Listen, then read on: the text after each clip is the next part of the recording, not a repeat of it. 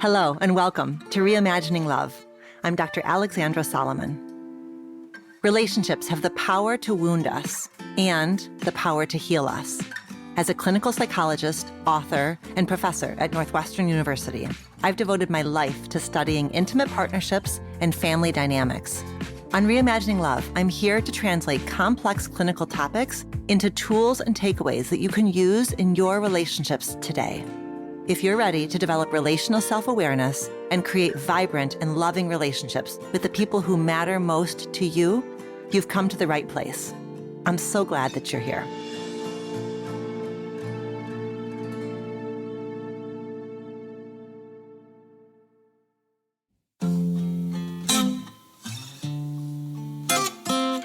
Welcome back to another episode of Reimagining Love.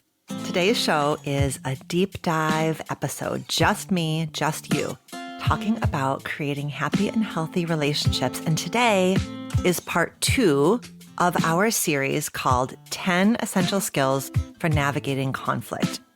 Hopefully, you have already listened to the first part of this series. If not, please check out the previous episode in the Reimagining Love podcast feed, in which I detail the first 5 of these 10 essential skills for navigating conflict. If you are all caught up and ready to go, keep on listening. So last week, just to remind you, we talked about the first 5 skills, which were understanding your conflict template, distinguishing between the lyrics and the music, adding structure to activate empathy, separating problem discussion from problem solution, and hating the moment, not the person. I wonder if you have had a chance this week to practice any of the skills in your relationship. And I wonder if you noticed anything different when you used that skill. Perhaps you felt a little bit less upset than you otherwise would have been. Perhaps your partner got a little bit less defensive than they otherwise would have gotten.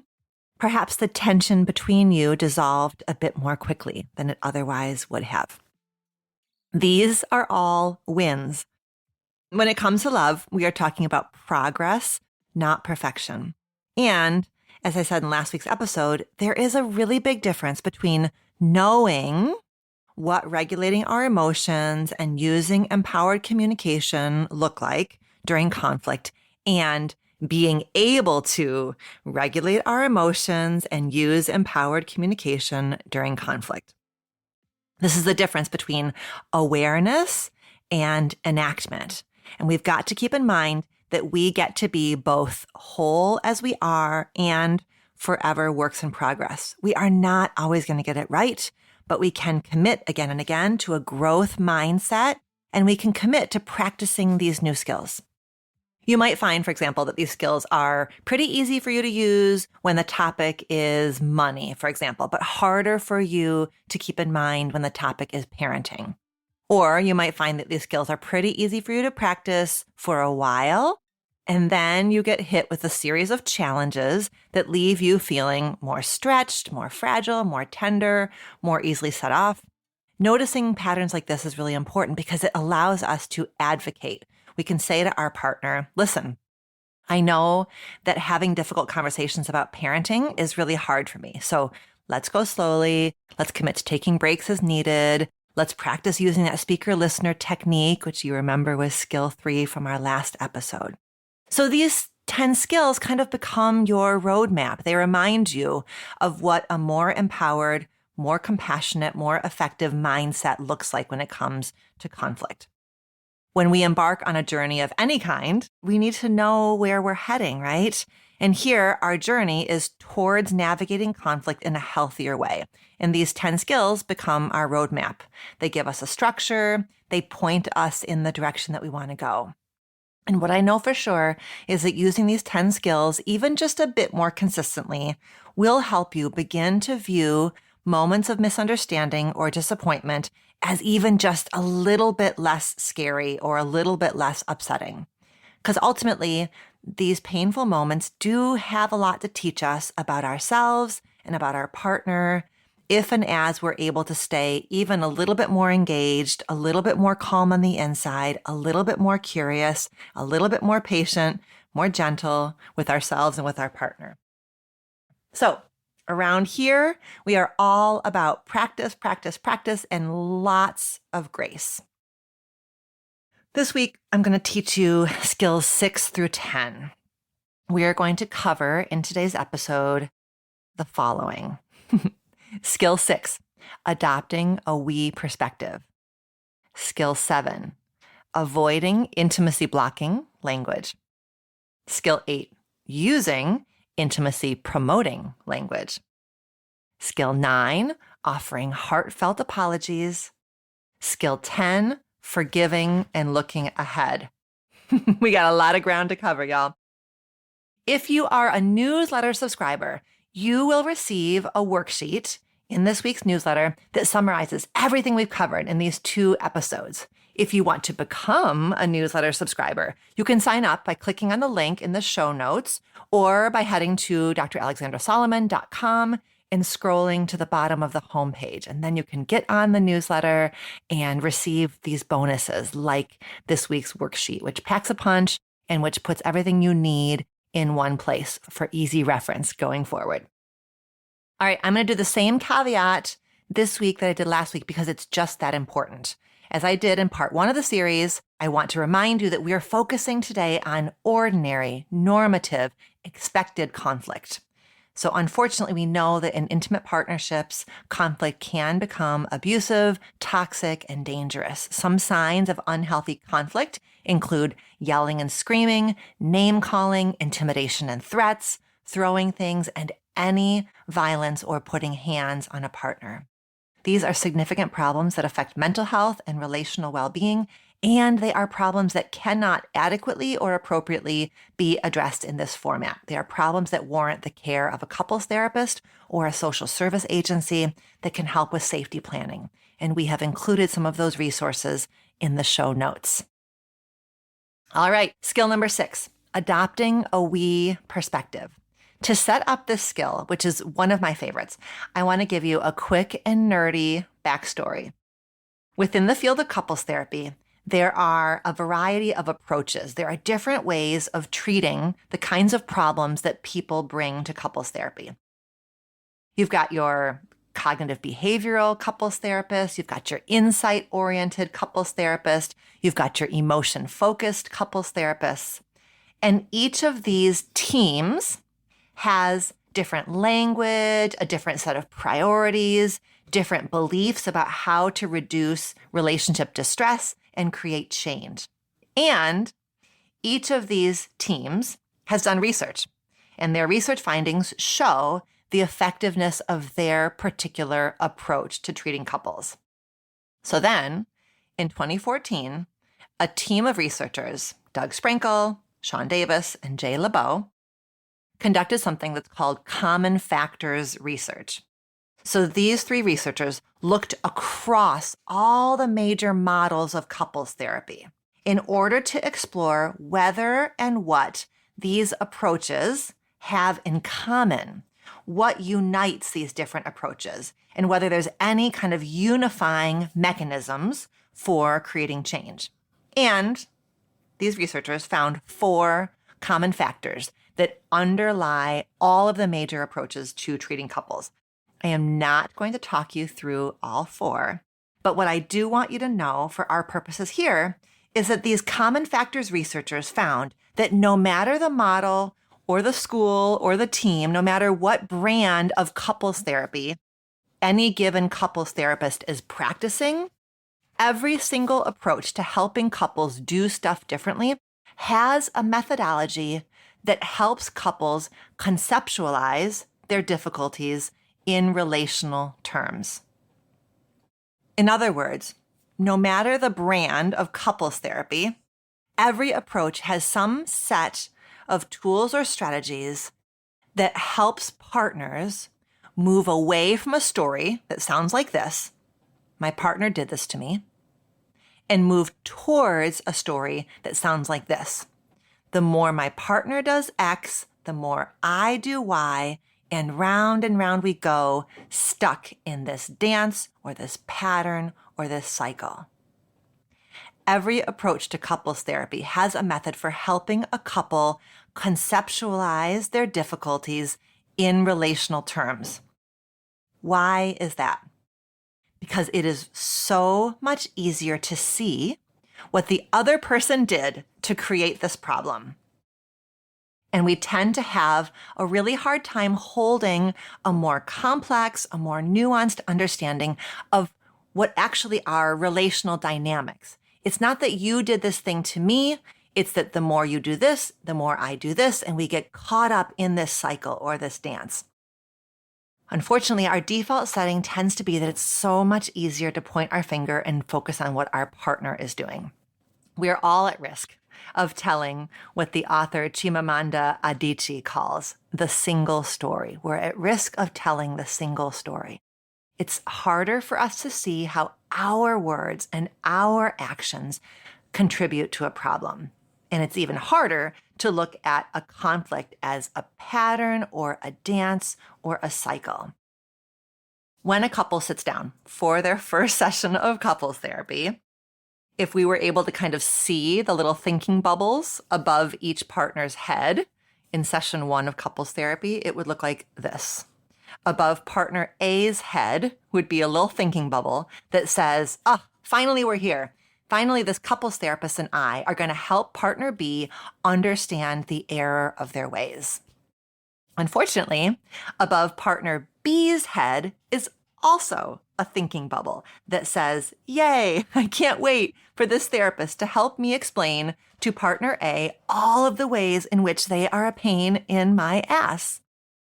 That's what session 1 of couples therapy tends to feel like. A couples therapist's job is to help our partner understand how to just be a bit different. In fact, Michelle Obama tells a story in her book, Becoming, about going to couples therapy with Barack and feeling exactly like this. She really thought on session 1 that couples therapy was going to be about helping Barack be a better husband. And then she was quite taken aback when the couples therapist also helped her understand her role in their dynamics. So if Michelle struggles with shifting into a we perspective, you know the rest of us are going to struggle with this as well. The good news is that I am going to teach you a very specific skill that you can use even without the help of a couples therapist that will help you adopt this we perspective that is so essential that every approach to couples therapy has some way to help a couple move into a we perspective. So back in 2013, my friend, Northwestern University psychology professor, Dr. Eli Finkel, who you are going to meet coming up a few episodes from now on Reimagining Love, he did a study that he refers to as the marriage hack. He and some other researchers recruited 120 happily and recently married couples. And in the first year of the study, every 4 months, the participants wrote about the most significant fight they had within the previous 4 months. And then in the second year of the study, the researchers divided the couples into 2 groups. The control group continued with the same plan. Every 4 months, you write about your most significant fight. But the experimental group did something different. They wrote a summary of their most significant fight, but they also wrote about the conflict from the perspective of a neutral third person who wants the best for both partners. That additional writing prompt took the people in the second group an additional 21 minutes of writing during the course of that year. And what the researchers found was pretty amazing. Most studies about marriage do show that relationship satisfaction does decline during the first few years of marriage. And so the couples in both groups did report some decline in relationship satisfaction. But the differences emerged between these 2 groups in the second year of the study. The couples that were in the control group, the ones who just wrote about their fights, they kept showing this kind of slow decline in relationship satisfaction. Where the couples in the second group, the ones who adopted the outsider perspective, who took on that perspective of a neutral third party who wants the best for both of them, those couples showed no additional decline, and they reported that their fights were less distressing over time. Okay, so what does this mean for us? This means that the next time you and your partner are hitting a bump in the road, you're kind of veering into some difficult territory, emotions are escalating, you're starting to feel that sense of friction between you, press pause. Take a mindful timeout, take an intentional reset, step away, and literally sit down and write about this conflict from the perspective of a neutral third party who cares about each of you. A neutral third party who has both of your best interests at heart. And I want you to literally use your names as you write. So for me, it might sound like Alexandra is afraid of X and Todd is really wanting or needing Y. You're literally using both your name and your partner's name, right? Because you are shifting your perspective rather than seeing it through your eyes or rather than seeing it through your partner's eyes. You are really looking at this conflict from a third perspective, a perspective of a neutral third party who cares about both of you. This practice, this scientifically backed practice, is going to help you adopt a we perspective. It's going to help you move from you did this to me or I did this to you into looking at the pattern or the dance or the cycle. It's going to help you see the role that each of you play in creating the problem, and it will help you feel a bit more empathy and compassion for your partner. It's going to help you get a little bit more clear on what you want to do next. I'm eager for you to try that practice, and if you do this, I want to hear about how it goes for you. Moving on to skill 7, avoiding intimacy blocking language. The words we choose and the tone that we use to convey our thoughts and our feelings matter, and they matter a lot. And certainly, when we're feeling distressed, this leads our words to become more sharp, more severe, and more extreme. But I want to posit to you the idea that the arrow goes in the other direction also. Our extreme, sharp, severe language amplifies our distress, right? So we're saying that when we get upset, our words become more sharp, more severe, more extreme, but also the more sharp, severe, and extreme our language becomes, the more upset we're going to feel. And they hold the power to move our partner into a state of greater distress as well.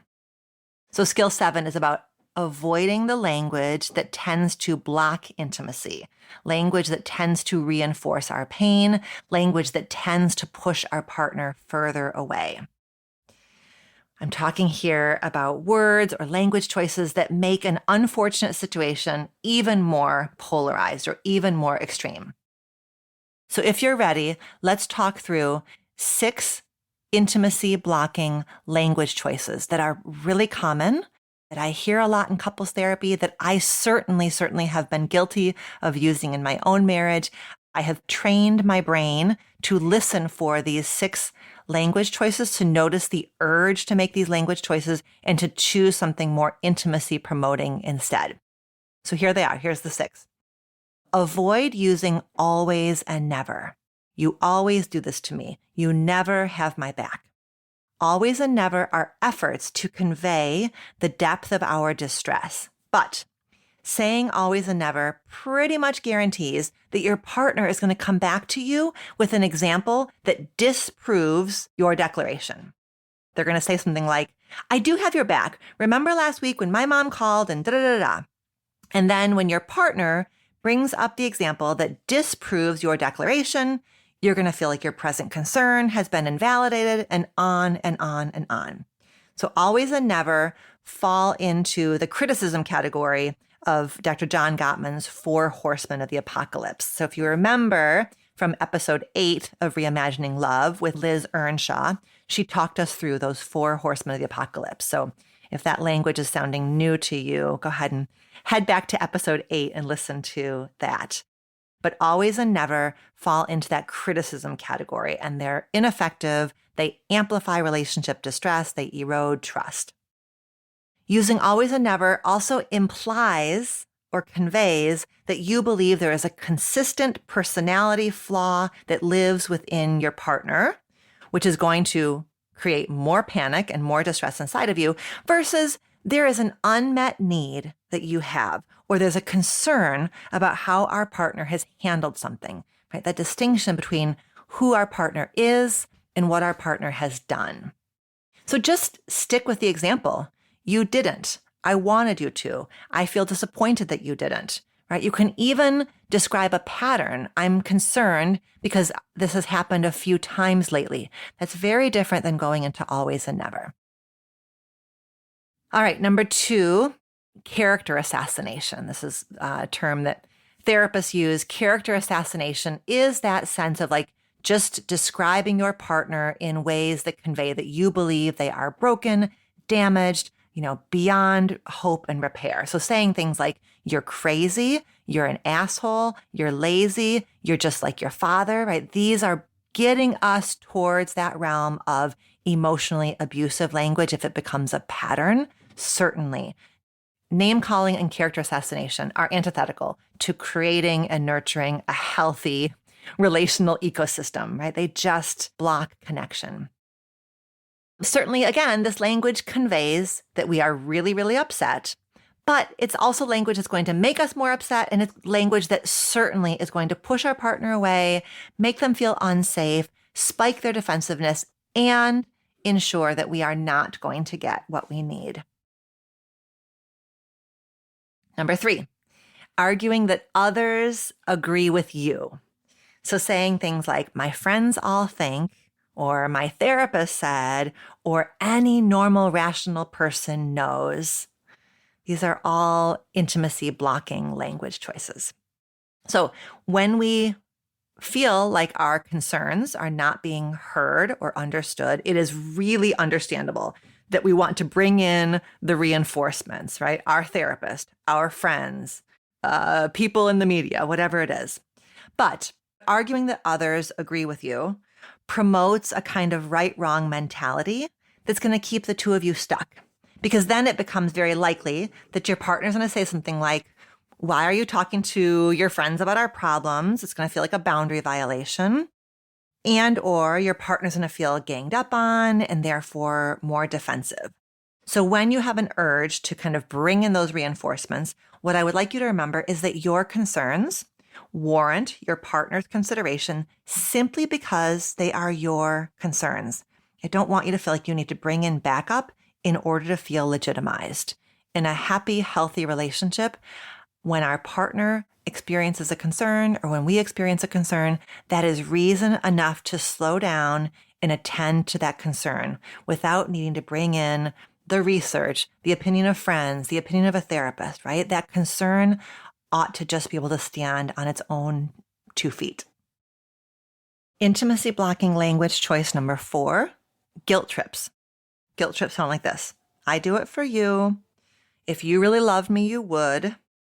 What happens when we use that guilt trip language is that it creates the conditions for our partner to respond by saying, but you don't have to do it for me. Or, well, if you really love me, you wouldn't ask me to do that. The guilt trip language creates the conditions where we're going to get caught up in a cycle. Your need, your longing, your wish, your desire, your claim is legitimate all on its own and deserves to be heard as such. Intimacy blocking language choice number 5, absolutes or shoulds. Very little in relationships is an absolute capital T truth. So absolutes and shoulds feel shaming, again, like your partner is inherently wrong or damaged or deficient. And language that conveys to your partner that their way is deficient or abnormal or wrong is just further going to shut your partner down. So again, I want you to feel entitled to your perspective or your experience without resorting to abstract shoulds or generalized rules. If it feels bad to you, if it didn't sit well with you, that's reason enough to ask your partner to talk it through with you. And the last one is something that therapists call the kitchen sink. It's really common, it's unhelpful, it blocks intimacy, and couples therapists see it all the time. What it looks like is this. The conversation starts with a specific concern. I didn't like it when you told our family about our travel plans without first checking in with me. But then it quickly chains to a bunch of other concerns. It reminds me of that time that you told my friend about my raise and that time that you made plans with your brother and, right? So all of these, rather than just focusing on this one specific thing that happened, we're now talking about all of these things. It's sort of like that, like everything but the kitchen sink, right? So kitchen sinking is when all of these concerns start to chain together and we put them all at our partner's feet at the same time. And it's understandable because sometimes a particular moment does feel like it's chained to a larger pattern of behavior. And especially for those of us who thrive on pattern recognition, it can sometimes happen without us even being consciously aware because we're just kind of connecting all these dots really quickly. And so we're bringing them up as obviously tied together and obviously part of one larger pattern. But the problem is that when you lay out 5 examples all at once, it's very likely that your partner is going to feel flooded. And when your partner feels flooded, it's going to block their ability to respond to this concern that you have in this moment because they're overwhelmed by all of the concerns. Sometimes kitchen sinking happens because we've stored up lots and lots of tiny resentments or tiny slights, and they all come tumbling out at once. So we can prevent kitchen sinking by adopting what Gottman calls a low negativity threshold, meaning that healthy, happy couples tend to address the little pebble in the shoe before it becomes a big old blister. So kind of creating those relational agreements that we're going to bring up concerns even when they feel small and even when they feel like they aren't a big deal, because we just want to keep the space between us really clear. And we want to avoid creating the conditions where one or both of us builds up a whole bunch of resentments that then there ends up being this like straw that breaks the camel's back and they all come out and we've got that kitchen sinking situation. There's our 6 examples of the kinds of intimacy blocking language choices that I want us to become a bit more conscious of. And I know that sometimes people can feel resistant to the idea that we need to be mindful of our language choices. And sometimes people will say to me, but these are my feelings. I'm just expressing my feelings. And I want to be clear, feelings are legit. All the feelings are legit. It's just also the case that in order to take care of our relationships, we do need to commit to avoiding the kinds of language choices that guarantee we are not going to get what we want and what we need, which most of the time, what we want and what we need is to feel heard and validated and understood. And so in order to feel heard and validated and understood by our partner, we need to kind of set the stage and help co-create the conditions for empathy, for understanding, and validation. Okay, skill number 8, using intimacy promoting language. I just laid out a whole bunch of stuff that I want us to avoid saying. So let's talk now about what I would like us to practice saying instead. Let's talk about some of my favorite empowered communication practices.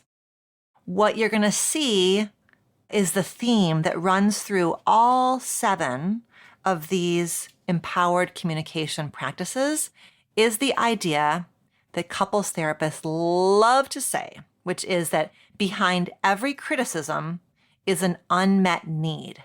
So the intimacy blocking language was lots and lots of criticism, right? And now that we step into skill 8, using intimacy promoting language, what we're going to see here is these are all pathways that help us identify and verbalize our unmet need. And what I know for sure is that conflict goes so differently when we can move from being critical of our partner and move into identifying and naming that unmet need. And each of these intimacy promoting language choices is going to give you a pathway, a way of going from that finger pointing, escalating, critical stance into something that is more vulnerable and more inviting. And again, none of this is easy. So take little bites, try it on for size, see how it goes, and then make sure that you really, really celebrate yourself for trying something different because it's not easy. And here we're talking about getting vulnerable, and nobody has ever said that vulnerability is easy. Intimacy promoting language choice number 1, I statements. Pretty classic. You maybe have heard folks talking about this before, but committing ourselves to using I statements. I feel hurt. I feel misunderstood. I feel sad. This does not, however, count as an I statement. I feel like you're being an asshole. That doesn't count as an I statement. The I statement is about identifying our feeling, our desire, our perspective. So making an I statement is pretty much the opposite of making that character assassination we talked about a few moments ago. And making I statements goes a long way towards reducing our partner's defensiveness or reducing the chances that our partner is going to become defensive. Okay, take it a step further with intimacy promoting language choice number 2, which therapists call the XYZ statement, which goes like this. When you did X in situation Y, I felt Z.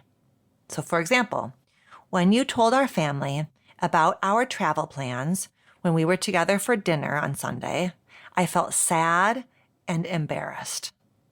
When you did X in situation Y, I felt Z.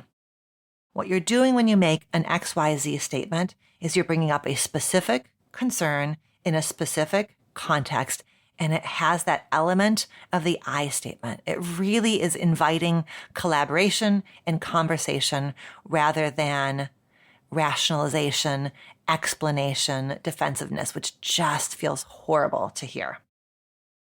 And then you can supercharge it with intimacy promoting language choice number 3, which includes these magical 7 words. The story I am telling myself is ... So it sounds like this. When you told your family about our travel plans when we were together for dinner on Sunday, I felt sad and embarrassed. And the story I'm telling myself is that your family is more important to you than I am. Those 7 words offer grace to your partner. They add a little wedge of light between the thing that happened and what you imagine the thing that happened says about you, about them, about your relationship. Your knee-jerk reaction might be to say something like this. You love your family more than you love me. Your family is your priority, not me. And when you say things like that, you have added a ton of meaning. You've gotten inside your partner's head, right? You've made assumptions, you've made connections, you've added a layer of meaning to a painful situation. When you adopt this practice of saying, the story I'm telling myself is, it adds some space between the thing that happened and your interpretation of what happened. We are meaning-making creatures. So we make up these stories very quickly, sometimes without even consciously knowing, right? Again, it's like we see these dots and we connect the dots with this particular meaning. So it's an intimacy promoting practice to slow ourselves down and to force ourselves to notice that we've gone from the thing that happened to the story about the thing that happened. And listen, it may be that the story we've made up is 100% true and accurate, and our partner's going to say, yeah, no, that is my truth, and you added up those dots correctly. But let's check it out first, rather than making that assumption, rather than telling our partner what their behavior means. We can tell our partner how that behavior landed for us, right? That's the I statement. And we can talk about what we would like instead. We'll get to that in a moment. But let's commit ourselves to resisting the urge to make meaning and to instead get curious about meaning. And the way we do that is by weaving in that language of the story I'm telling myself is, right? That opens up the possibility that our partner can talk us through the degree to which we've gotten that story right, the degree to which that story aligns with our partner's perspective, our partner's intention, our partner's wishes and desires. Intimacy promoting skill number 4 is to personalize your requests. So remember back to skill 7, I had talked about avoiding that vague, my friends all think, or my therapist says, or any rational person knows. So here's the antidote. And the antidote to that kind of like everybody knows or any rational person would understand, the antidote here is to personalize your request. So rather than talking about how your therapist thinks you should, just say it from your own perspective, right? See instead what happens when you say, it would mean so much to me if you would talk to me first about this before you talk to your family. Is it more vulnerable? Yes, which is exactly why it's more intimacy promoting. For those of us who have a long history of chronically unmet needs, of making ourselves very small, perhaps going back to our family of origin, it can be really, really difficult to even identify our needs, much less articulate our needs, much less do it in a way that is personal. But that's the intimacy promoting practice I'm inviting you to lean into. It would mean so much to me if you would X, Y, or Z. Intimacy promoting practice number 5, criticize actions, not character. And we can do that by explicitly conveying respect. I know what a good parent you are. I know how stressed you are at work. So being very, very explicit about respect, about benefit of the doubt, about context. And we can do that. We can criticize action rather than character by focusing on intent rather than impact. I know that you did not mean to hurt my feelings. I know that your intent was to create a fun surprise for me, right? So kind of getting clear that, listen, I am hurting, I am disappointed, I am confused, and I know that your intention was not to hurt me, to confuse me, to upset me. That can be very, very important to say out loud. It can help reduce our partner's defensiveness. It can remind us, sometimes we say that to our partner in order to remind ourselves that our partner is a good and flawed human being, just like we are. Intimacy promoting practice number 6 is staying on topic. So address the concern at hand.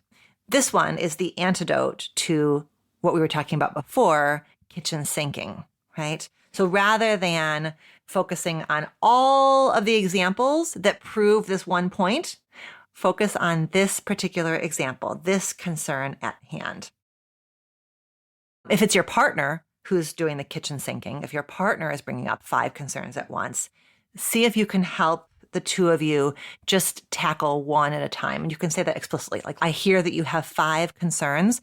Let's try to see if we can slow down and just focus on the one that's happening right now, rather than trying to tackle them all at once, right? Rather than that kind of like whack-a-mole, like whoosh, whoosh, whoosh, with the little puffy hammer on these little moles that were popping up. That's that feeling that we have when we are in that kitchen sinking mode. So making a commitment, making an agreement that we will stay on topic, address one concern at a time. And then the last one, when requesting change, be clear and specific. You'll remember from last week's episode, sometimes our conflict, in fact, 69% of the time, our conflicts are about a basic kind of unresolvable difference between ourselves and our partner. And what we want and need is to be understood and validated. But sometimes there is an actual change that we would like to make, something we'd like to try to do differently to prevent this from happening again or to make it a little bit easier next time around. And so it's helpful to make a request that is clear and that is specific. So something like, going forward, it would mean a lot to me if you would check with me about plans before you make them. Because life is complicated and messy, it's important to remember that there are so many shades of gray between these two extremes. Extreme 1 is like, anarchy, right? Having no guideposts, no expectations, no agreements. That's one end of the spectrum. And the other end of the spectrum is attempting to create a rule for every possible iteration of every scenario that might come up. There's lots and lots of shades of gray between them. And in my Intimate Relationships 101 e-course, one of the activities that I have people in that course do, which is available on the website, in the show notes. There's lots of ways to learn about the Intimate Relationships 101 e-course. But one of the activities in that course is a values card sort, where you print out this list of values and you cut them up and you sort them into piles. And this helps individuals and couples get clear and conscious about the values that they want to have guide their decisions and guide their agreements. And it ensures that requests for change can be hooked onto those relational values that you both have agreed matter to you. So that can be a way of kind of navigating that space between expecting nothing and attempting to make a rule for every possible scenario, is kind of agreeing to what are the key values that we both hold dear and that then guide the kinds of agreements that we need to make that minimize the chances of rupture and maximize the chances of flow and connection and ease. Okay, y'all. So skills 7 and 8, the intimacy blocking language and the intimacy promoting language, covered a ton of ground. You're doing great. We have 2 skills to go. If you need to press pause and go dance it out for a little while, go for it. But I do want you to come back for skills 9 and 10, because those are both about repair, how we move from disconnection back into connection. Skill number 9 is offering heartfelt apologies. The topic of apologies is a huge one, and it's one that we are going to come back to for sure in future episodes of Reimagining Love. For our purposes here, I'm going to talk about the skill of saying I'm sorry. I'm going to talk about apologies as a skill that some of us need to work on learning and refining and practicing. The giggle is because when Todd Solomon listens to this episode and we get to the heartfelt apologies, he's going to giggle because I am not famous for my heartfelt apologies. It continues to be a growing edge for me. My heartfelt apologies end up frequently being blocked by my own feelings of shame. So we're going to definitely have to do an episode on the ways in which shame blocks repair. But for our purposes here, we're going to talk about apologies, saying I'm sorry as a skill, because again, sometimes it is like the practice that helps the deeper healing. And sometimes it's the deeper healing that makes it easier to practice. That arrow goes in both directions. It becomes easier when we start to look at the dynamic, the cycle, the pattern, right? How each of us participates in creating these painful moments. That opens up a space where it becomes clearer what the heartfelt apology is that each partner can, in fact, offer the other, right? If we each participated in creating this cycle, then there's an apology that each of us can make for how this moment really went off the rails. And when we say, I'm sorry, what we are saying ultimately is the health of this relationship matters more than my need to win or to be right. It is a deeply relational declaration. So a vital relational self-awareness question for you to sit with is, what is the piece of this conflict that I can take accountability for and apologize for? What is the kernel of truth in my partner's perspective? Identify this kernel of truth and own it 100% completely. So it may sound like, I own that I have been more irritable than usual this week. I am sorry that I snapped at you for watching John Oliver without me. I wish that instead of snapping at you, I had instead just expressed my disappointment.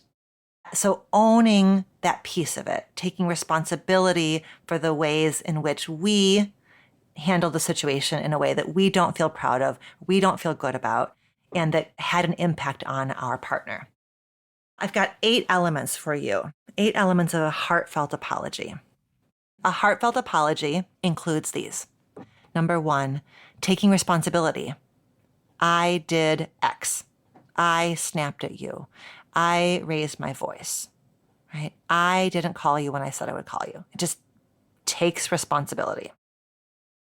A heartfelt apology also names the impact. What I did hurt you. What I did confused you. What I did embarrassed you. Third element of a heartfelt apology is a heartfelt apology bears witness. So perhaps in a heartfelt apology, you ask something like, can you tell me how you're feeling? Or what was that like for you? Within a heartfelt apology, we are willing to bear witness to the impact of our behavior or our words. A heartfelt apology avoids the word if. So for example, don't say, I'm sorry if I hurt you. Oh, it's like nails on a chalkboard, isn't it?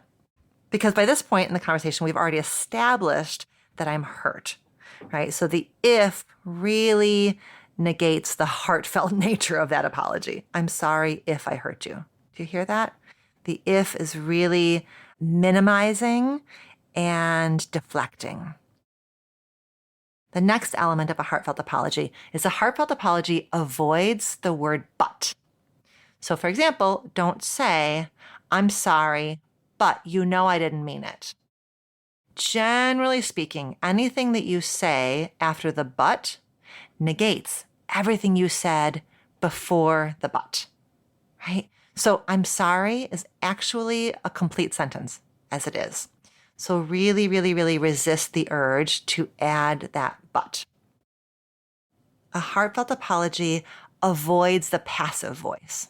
For example, don't say, I'm sorry if you were offended. That's like a double whammy, isn't it? Because it's got the if in it and it's got the passive voice. You were offended, right? That again is really shifty. It's really invalidating because I've already established with you that I felt offended. I felt hurt. So I'm sorry if you were offended puts the blame subtly and sneakily back on me for my reaction, versus what we're doing in a heartfelt apology is just taking responsibility for what we did. We did a thing and it had an impact, and that impact was yucky. And we want our partner to feel the opposite of yucky, right?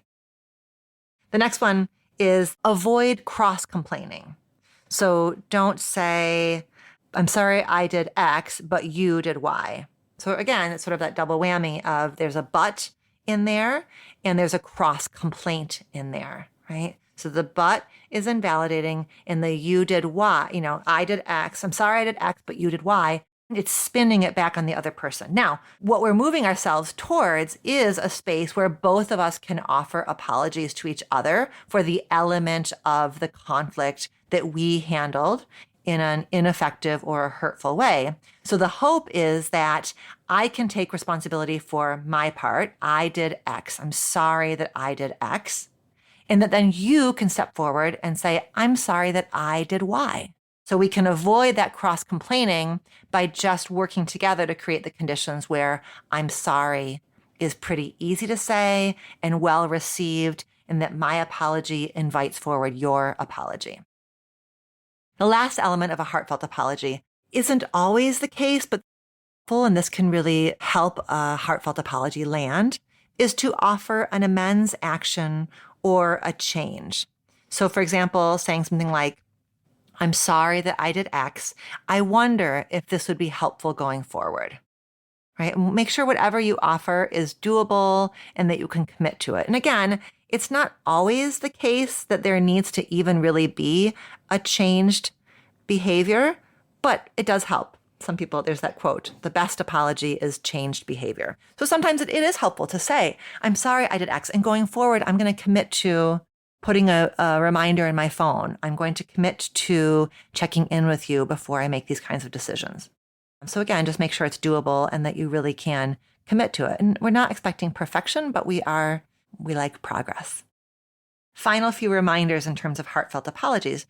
Remember that you can offer an apology even if you did not mean to hurt your partner. In fact, I hope that you did not mean to hurt your partner, right? You can have both innocent intent and harmful impact. Apologies in that context are still necessary. You remember that you can offer an apology even if you think your partner is, quote, overreacting. Overreacting is one of those words that I would like us to please just ban from our relational vocabularies. None of us is the head actuary in charge of emotional responses, right? That's not a real job. None of us is in charge of objectively measuring the appropriate size of a reaction given a particular context. So when we say overreacting, it is judgmental, and it says a whole lot about us, in fact. If I say that you're overreacting, basically I'm telling on myself, and I'm telling you that I'm feeling overwhelmed, that I'm feeling confused, right? But what I'm doing is flipping it on you and saying that the problem is the size of your reaction. None of us gets to measure the appropriate size of an emotional response given a particular stimulus. So you can offer an apology even if you are feeling somewhat confused by the size of your partner's reaction. And in fact, in offering your apology, it may invite your partner to begin to hold up that mirror and check in with themselves and try to better understand why they had the size of the reaction that they had, which, hint, very likely has to do with some old pain point, some old wound that's gotten activated, right? A lot of what we do in this reimagining love space is talk about the ways in which in our intimate relationships, we will activate our own and each other's deeper wounds, childhood wounds, family of origin wounds. And so sometimes that reaction that seems like it is bigger than what's happening right now in real time is the blinking indicator light that tells us that something old has gotten tripped on, right? Some old family of origin wound, some old pain point has gotten activated. But telling your partner that they are overreacting is very likely to close the door to any kind of conversation that's going to illuminate and explore that old pain point. The apology is what opens the door to more vulnerability, more conversation, more exploration. And then finally, you can still offer an apology even if you feel really sure that you would not have been hurt if the tables were turned. Why? Because we're different. We're different from each other. We have different sensitivities, different tender spots, different little zones of activation. So I can still apologize to you because you were hurt, and that's what matters to me, right? What matters is that you were hurt, and therefore I can apologize for hurting you. Skill 10, home stretch. Skill 10 is forgiving and looking ahead. So here again, just like apologies, forgiveness is a huge topic. It's one that I wrote about in my first book, Loving Bravely. It's one that we talk about quite a bit in my e-course about trust. And it's one that I feel very sure we will come back to in future episodes of Reimagining Love. For our purposes here, I'm going to talk about forgiveness as a skill, an essential skill for the health of our relationships. Knowing full well that sometimes forgiveness is not possible, sometimes forgiveness is not advisable. Some violations are just relationship-ending violations. We may choose to forgive an ex-partner quietly, privately, inside of our own hearts, to spare ourselves the difficulty of continuing to carry that pain. Right? All of that is true. What I'm going to focus us on here, for our purposes here in this episode, is the notion that if what we want is to remain in an intimate relationship, and if what we want is for that intimate relationship to feel healthy, to feel safe, we are going to need to learn how to practice forgiveness. We're going to need to learn how to put the past in the past and look ahead and step forward with our partner. Otherwise, we build up resentment that isn't good for our individual health or our relational health. the bottom line here is that forgiveness does not make you a fool. Forgiveness makes you relational. It's an essential relational skill.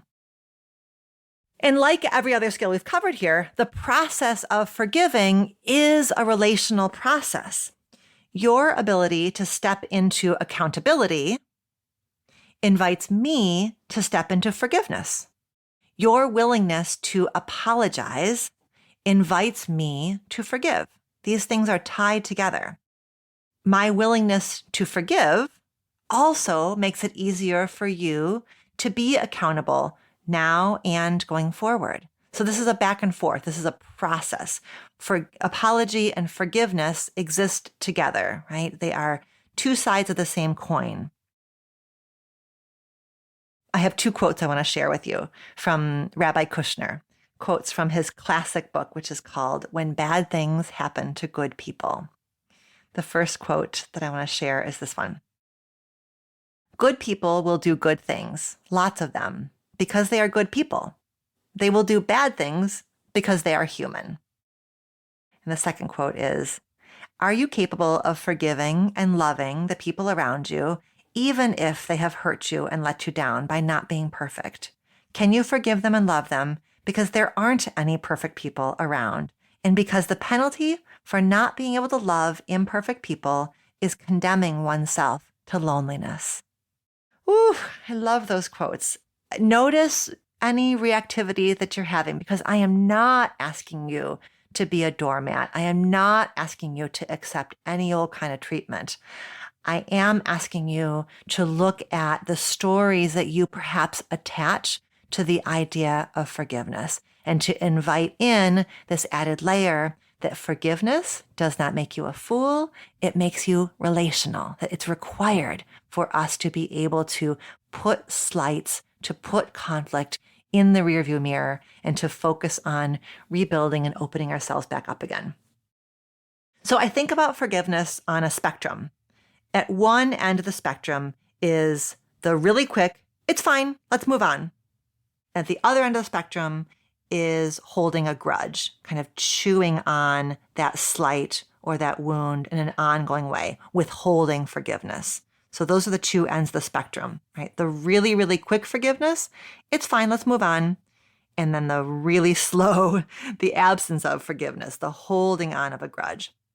This is, of course, not an exact science, but check in on that spectrum about where you tend to fall.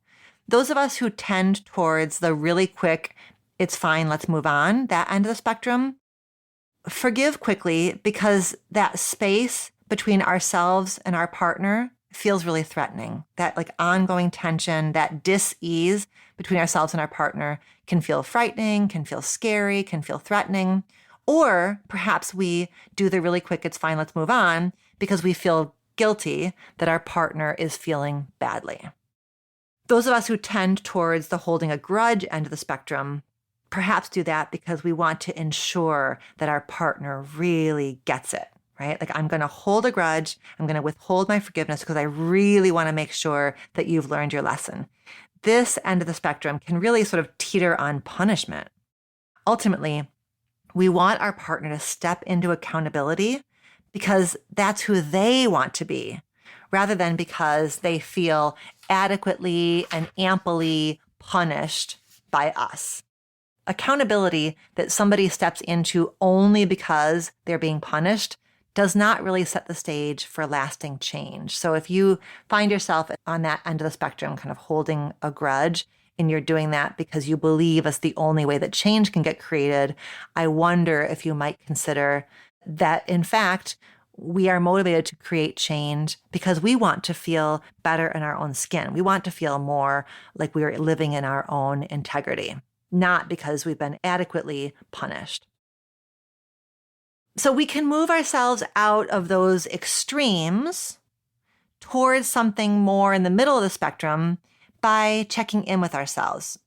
So what I'm saying here is that I want us to figure out how to occupy some shade of gray between forgiving too quickly and taking too long to forgive, basically. And we can move ourselves towards something that's more in the middle of the spectrum by checking in with ourselves.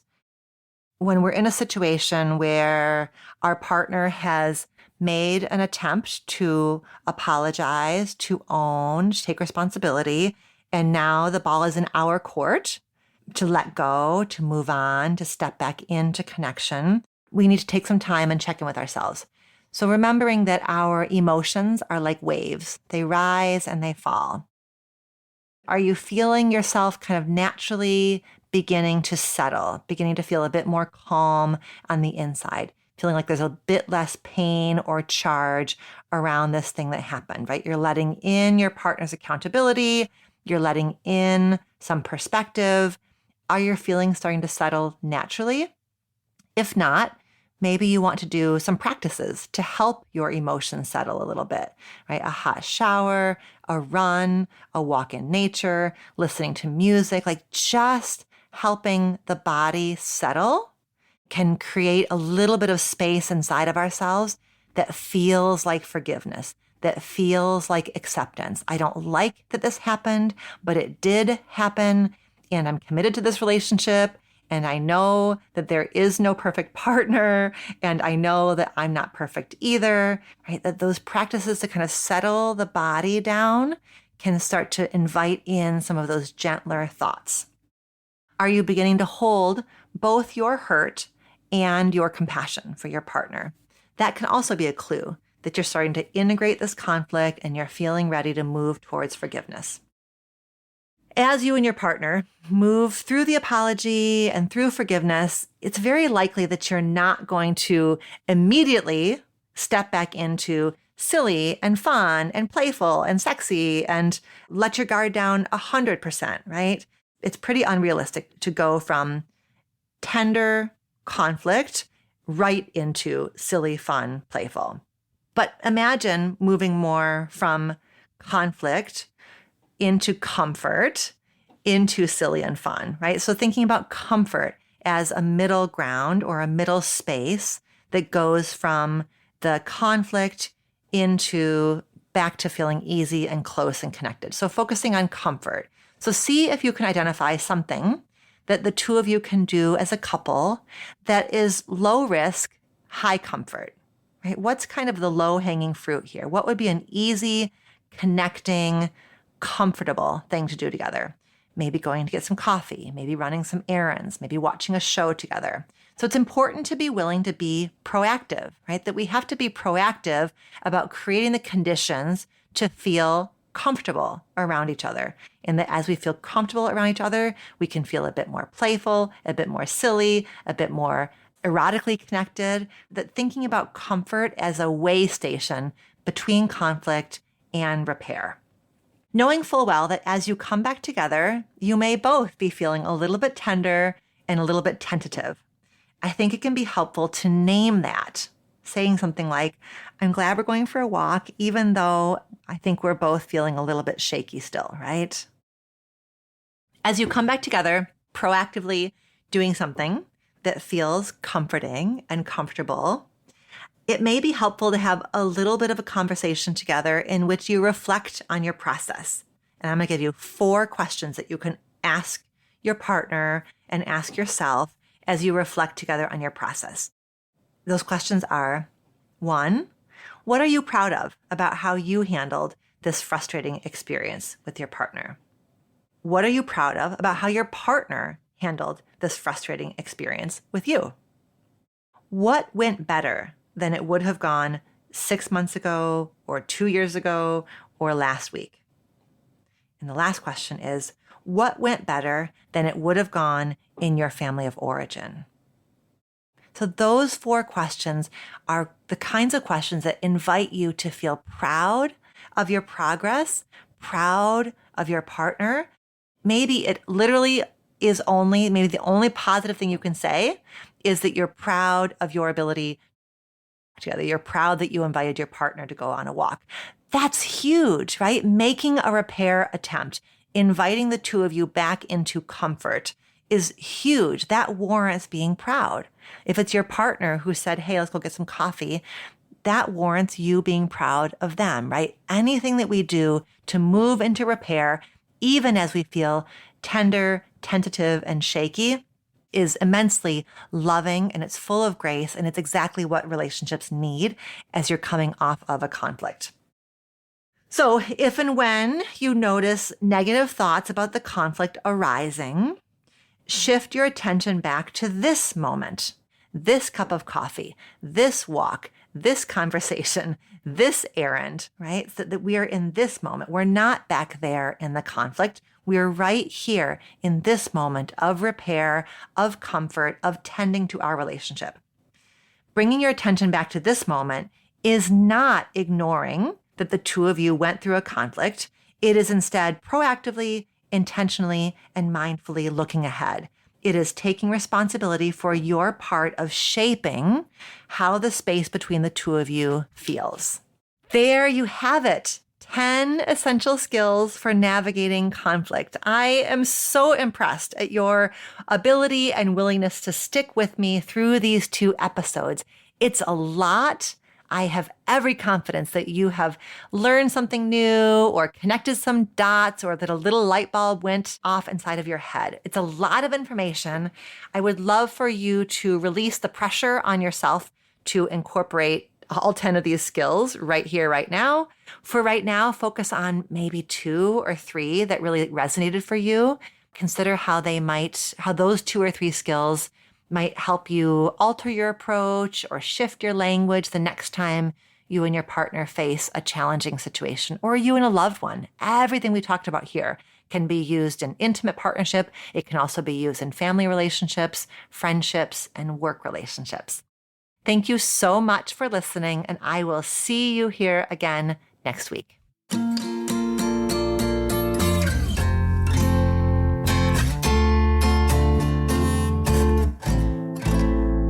Are you interested in exploring how to rebuild trust after a betrayal like infidelity and to have support, tools, and insights on that journey? If so, I invite you to check out my brand new e-course, Can I Trust You Again? Rebuilding After Betrayal or Deceit. This is a 5-module self-paced course based on research and clinical wisdom, backed by my many years of experience working with couples who are attempting to rebuild after betrayal, and my many years training marriage and family therapy graduate students to work with couples who are grappling with infidelity. You can take this course alone or with your partner at your own pace. After completing the lessons and activities in this course, you will better understand yourself and your partner, and you will have taken the necessary steps to begin healing the pain and reimagining your relationship in light of this crisis. This course will set you on your path forward, whether you continue as a couple or end the relationship. And if you're currently single, you will have the tools needed to lay a foundation of trust in your next relationship. To learn more and enroll, head to www.courses.dralexandrasolomon.com. You can also find the course link in the show notes.